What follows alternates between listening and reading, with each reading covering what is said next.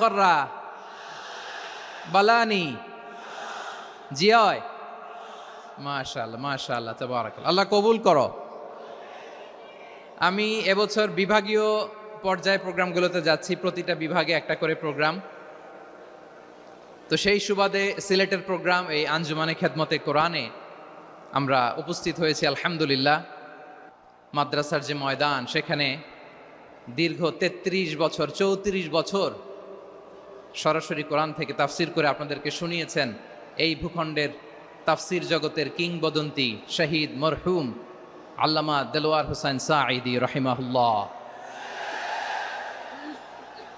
আমরা আমাদের আল্লামার জন্য দোয়া করি, আল্লাহ তাআলা মরহুম আল্লামা দেলোয়ার হোসেন সাঈদী রহিমাহুল্লাহর জীবনের সকল খেদমাগুলোকে আল্লাহ তাআলা কবুল করে নিক।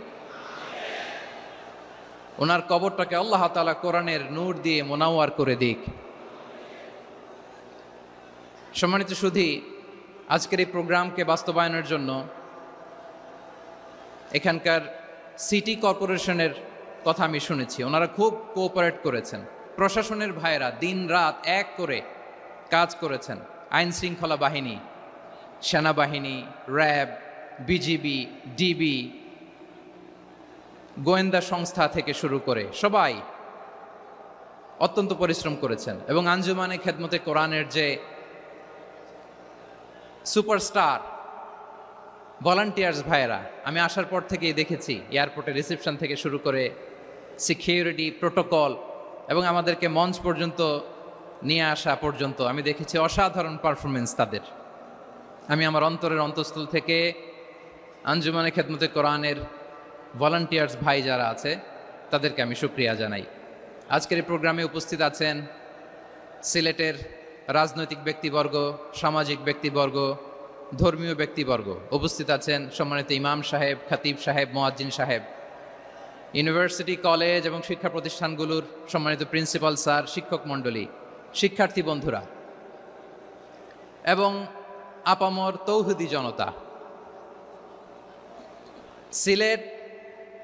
সিলেটের নাম বললেই হযরতে শাহজালাল শাহপরানের রাহিমাহুমুল্লাহর নাম চলে আসে, ঠিক কিনা বলেন? শাহজালাল শাহপরানের পুণ্যভূমি। অনেক আল্লাহর ওলিরা এখানে শুয়ে আছেন। এই পুণ্যভূমিতে শুয়ে আছেন আল্লামা আব্দুল লতিফ সাহেব ফুলতুলি রাহিমাহুল্লাহ, ঠিক কিনা বলেন?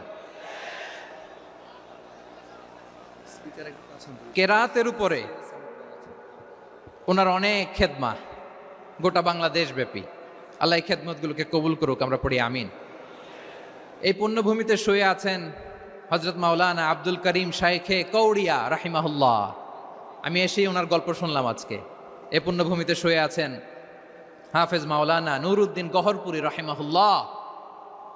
এরকম অনেক নাম না জানা আল্লাহর ওয়ালিরা, সাধকরা, ওলামায়ে হযরত এই পুণ্যভূমিতে শুয়ে আছে এই সিলেটে।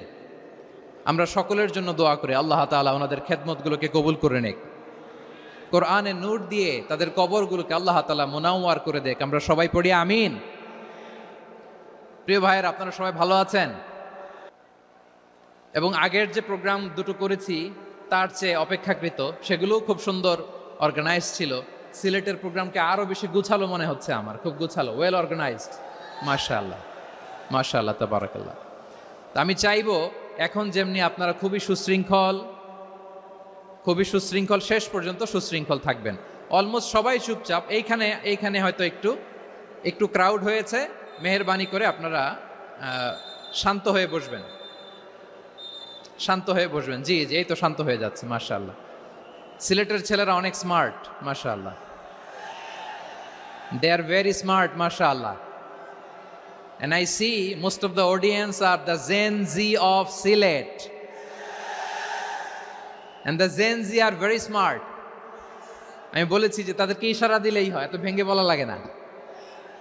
সো এই যে এই পাশে যে একটু শাউট ক্রাউড দেখা যাচ্ছে, আমার মনে হয় থেমে যাবে এখনই।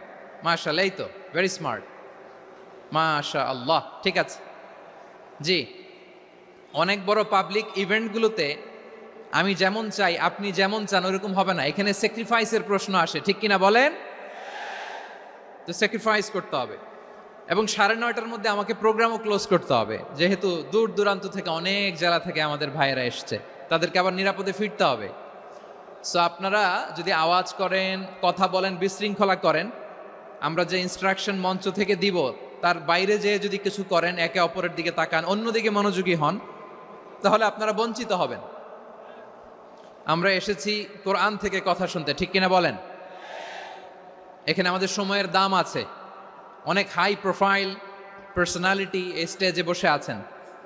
আপনাদের এই পুলিশ সুপার থেকে শুরু করে, ডিসি থেকে শুরু করে, তারপর থানার ওসি থেকে শুরু করে, সিটি কর্পোরেশনের অফিসার থেকে শুরু করে, all are engaged in this programme. So it's not a easy job, এটা বুঝতে হবে। সবার কোঅপারেশন ছাড়া এত বড় পাবলিক প্রোগ্রামকে সাকসেসফুলি, পিসফুলি অর্গানাইজ করা সম্ভব না। আমি শেষবারের মতো এই যে এই পাশে আমার প্রিয় কলিজার টুকরা যুবক ভাইদের বলবো, তোমরা কষ্ট করে একটু আজকের 1 ঘন্টার জন্য একটু বসে যাও। হ্যাঁ দেখেছি, মাশাআল্লাহ, হ্যাঁ দেখেছি, এই যে হাত নাড়ালাম, হাত নাড়িয়ে শুভেচ্ছা জানালাম, ঠিক আছে, মাশাআল্লাহ মাশাআল্লাহ মাশাআল্লাহ, ঠিক আছে, আল্লাহ কবুল করুক, আল্লাহ কবুল করুক। এরাই হচ্ছে আগামীর বাংলাদেশ। এই যে সিলেটের সমন্বয়ক যারা 24-এর ছাত্র নাগরিক অভ্যুত্থানে যারা নেতৃত্ব দিয়েছে, ফ্রন্ট লাইনার হিসেবে কাজ করেছে, ওরা এসে আমার সাথে দেখা করলো, প্রাণ ভরে আমি দোয়া করেছি, তোমরাই আগামীর বাংলাদেশ, তোমাদের হাতে নিরাপদ আমার এদেশের লাল সবুজের পতাকা।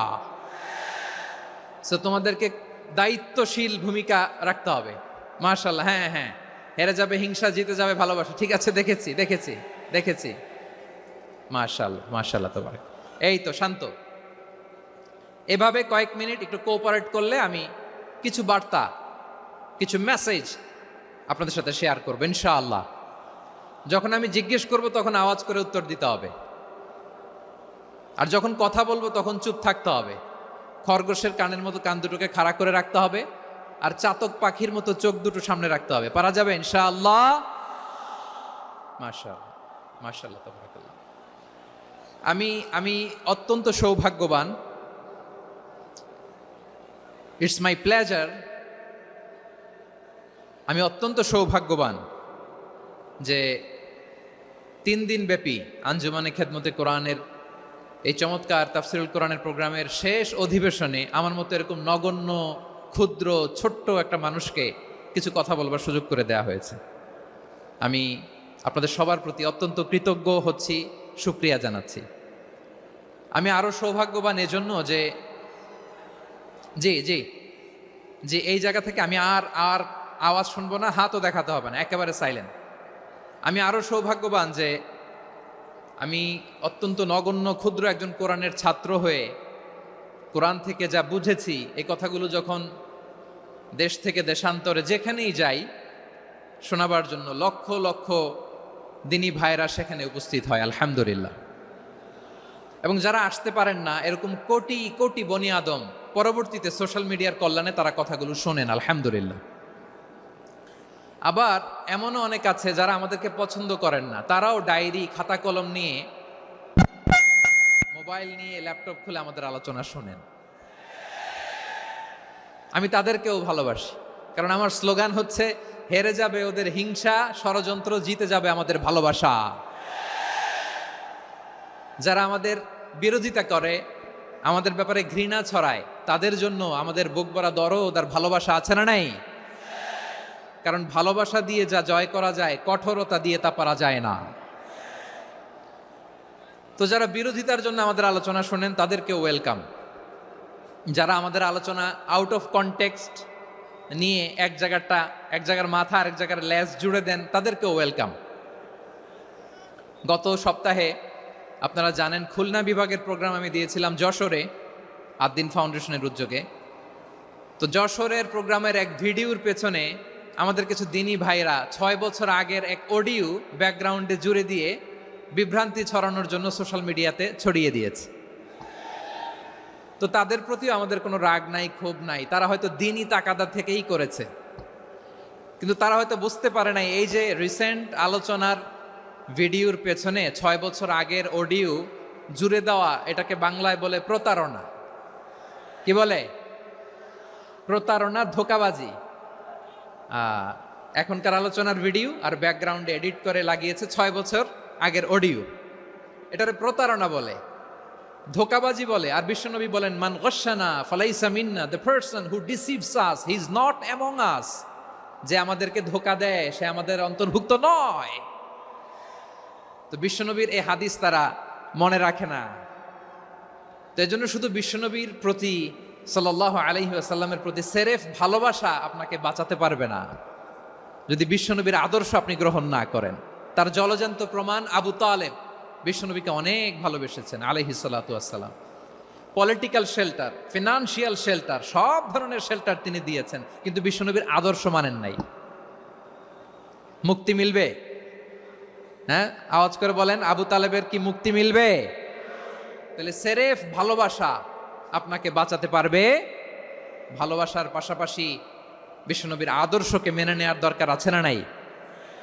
তো যারা এই সমস্ত কাজ করেন আমাদের ভাইয়েরা, তাদের জন্য আল্লাহ তাআলার কাছে আমরা হেদায়েতের দোয়া করি। আবার আমি দেখেছি